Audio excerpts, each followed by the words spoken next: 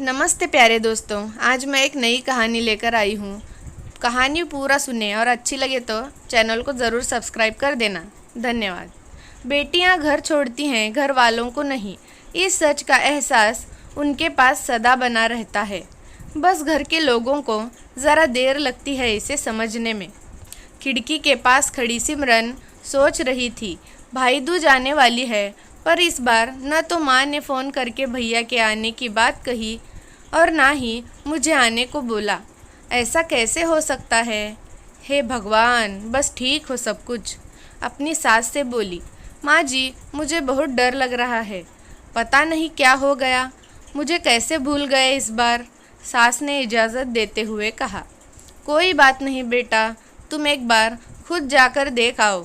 सास की आज्ञा मिलने भर की देर थी कि सिमरन अपने पति के साथ मायके आ पहुंची, परंतु इस बार घर के अंदर कदम रखते ही उसे सब कुछ बदला सा महसूस हुआ। पहले जहां उसे देखते ही माँ पिताजी के चेहरे खुशी से खिल उठते थे, इस बार उन पर परेशानी की झलक साफ दिखाई दे रही थी। पहले भाभी उसे देखते ही दौड़ी चली आती और प्यार से गले लगा लेती थी, पर इस बार दूर से ही एक हल्की सी मुस्कान दे डाली। भैया भी ज़्यादा खुश नहीं दिखे। सिमरन ने जैसे तैसे एक रात बिताई, परंतु अगले दिन जैसे ही उसके पति उसे मायके छोड़ वापस गए, उसने अपनी माँ से बात की। तब उन्होंने बताया, इस बार कोरोना के चलते भैया का काम बिल्कुल बंद हो गया है, ऊपर से और समस्याएं। बस इसी वजह से तेरे भैया को तेरे घर भी ना भेज सकी। सिमरन बोली, कोई बात नहीं माँ, ये मुश्किल दिन भी जल्दी निकल जाएंगे, आप चिंता मत करो। शाम को भैया भाभी आपस में बात कर रहे थे, जो सिमरन ने सुन ली। भैया बोल रहे थे, पहले ही घर चलाना इतना मुश्किल हो रहा था, ऊपर से बेटे की कॉलेज की फ़ीस, परसों भाई दूज भी है, सिमरन को भी कुछ देना पड़ेगा। भाभी बोली, कोई बात नहीं, आप चिंता ना करें, ये मेरी चूड़ियाँ बहुत पुरानी हो गई हैं, इन्हें बेचकर जो पैसे आएंगे उससे सिमरन दीदी को त्योहार भी दे देंगे और कॉलेज की फ़ीस भी भर देंगे। सिमरन को यह सब सुनकर बहुत बुरा लगा। भैया भाभी ये क्या बातें कर रहे हैं? क्या मैं यहाँ उनको तंग करके कुछ लेने के लिए ही आती हूँ? वह अपने कमरे में आ गई। तभी उसे याद आया कि शादी से कुछ समय पहले जब वह नौकरी करती थी तो उसने बड़े शौक से अपनी पहली तनख्वाह लाकर पापा को दी थी। तब पापा ने कहा था, ये पैसे अपने पास ही रख ले बेटा, मुश्किल वक्त में काम आएंगे। इसके बाद वह हर महीने अपनी सारी तनख्वाह बैंक में जमा करवाती रही। शादी के बाद जब भी मायके आई तो माँ ने उसे पैसे निकलवाने को कहा, पर सिमरन हर बार कह देती कि अभी मुझे ज़रूरत नहीं है। पर आज उन पैसों की उसके परिवार को ज़रूरत है।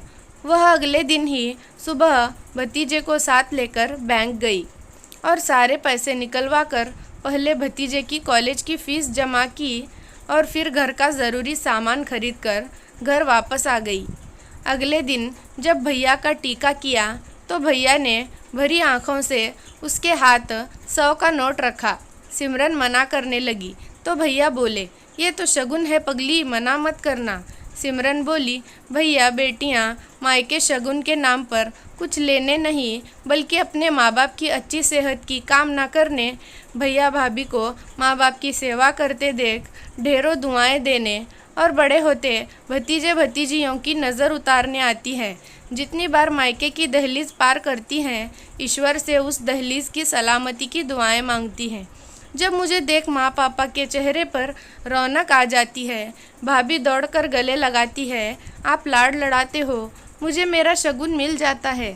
अगले दिन सिमरन ने मायके से विदा लेकर ससुराल जाने के लिए जैसे ही दहलीज के पार कदम रखा कि भैया का फ़ोन बज उठा। उन्हें अपने व्यापार के लिए बहुत बड़ा ऑर्डर मिला था। वे सोचने लगे, सचमुच बहन बेटियां मायके कुछ लेने नहीं बल्कि अपनी बेशकीमती दुआएं देने आती हैं। जब वे घर की दहलीज पार कर अंदर आती हैं तो बरकत भी अपने आप भीतर चली आती है। हर बहन बेटी के दिल की तमन्ना होती है कि उसका मायका हमेशा खुशहाल रहे और तरक्की करे। मायके की खुशहाली देख उसके अंदर एक अलग ही ताकत भर जाती है, जिससे उसके अपने जीवन में पेश आने वाली मुश्किलों का वो डटकर सामना कर पाती है। भैया की आंखों से खुशी के आंसू बहने लगे।